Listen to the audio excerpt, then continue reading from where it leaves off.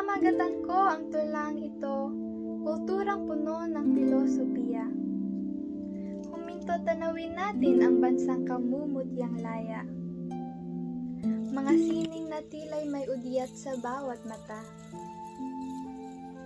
Hapon na siyang ibig lubusin, ngunit tila'y tayo'y lubos na nahalina sa bawat tanawin.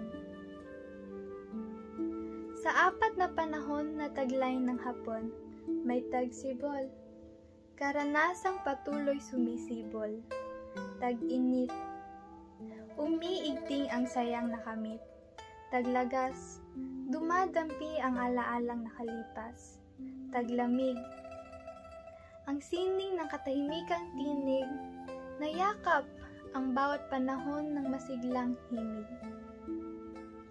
Lahat ay may hiningang kultura, iba't ibang kwentong nasabi sa bawat isa.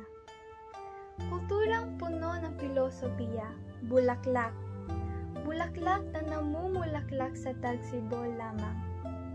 Hindi mo man akalain, buka ng bulaklak ay parang tayo pala. Patuloy itong nagpapaalala, buhay ay kagandahang kay ikling tala. Lahat tayo'y may istorya, iba't ibang along nakadala. Buhay ay talan na may marka, quote ng Sakura. Kulturang puno ng filosofiya, ako naman si Mount Fuji. Kung ika'y tatanungin, ikaw ba ay mahinahon gaya kong si Bundok Fuji? Ikaw ba ay malakas sa loob, hindi lang sa labas?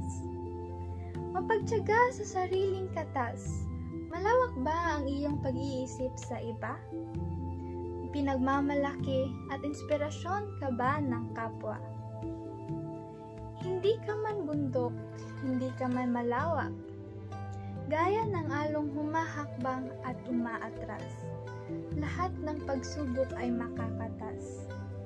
Ako man ay bundok na tahimik at matatag, ikaw naman ay along parating bumabangon tuwing may unos ng kaitatag.